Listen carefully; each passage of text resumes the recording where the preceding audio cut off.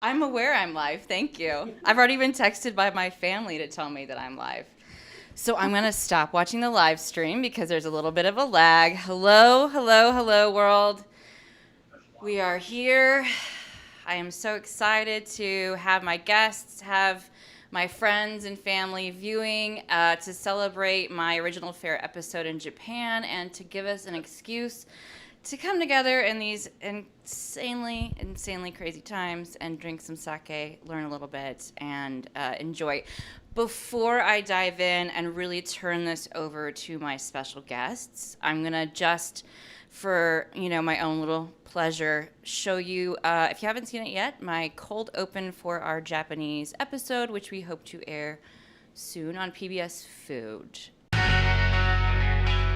On this episode of The Original Fare, we adventure through Hyogo Prefecture. Become completely in awe by the art of technique, fall head over heels with the taste of Kobe City, and get hands-on original fare style with sake's most treasured ingredient, Yamada Nishiki.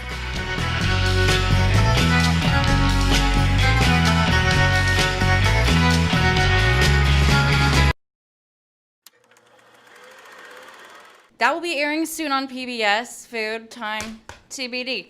Let's start by welcoming two of our guests. Your titles are Sake Samurai. So Monica Samuels, Marcus Pakizer, thank you for coming on. And just generally, briefly, what does it mean to be a Sake Samurai? A Sake Samurai title comes from the Japanese Brewers and Sochu Association of Japan, and they select a few people around the world that have contributed a lot to spreading the gospel of sake around the world. And Monica and I have both been kind of dedicating our lives to sake, and so it's a great honor.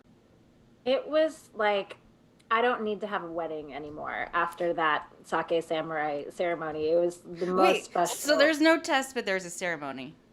Yeah. Oh, yes.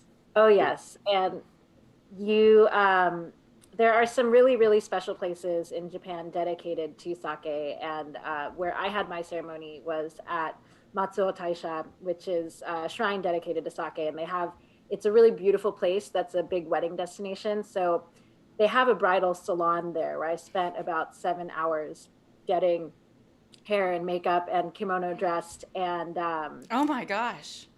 And it was one of the most nerve-wracking days just because I had been, it was something I wanted to achieve for most of my career. And then I made a speech in Japanese, which I was super nervous about. And then we had a kaiseki meal that was just out of control delicious. And then we went to karaoke because that's what you do.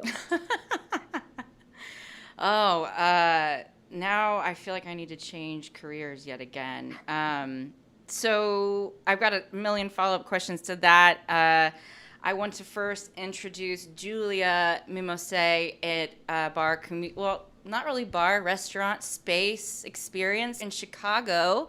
Thank you for joining us today. I'm sure you've been weathering many storms. Thank you for having me. It's really good to be here and to take a moment to chat with wonderful people about something I really love. And I had come across your site because I was trying to find someone who was passionate about a sake experience.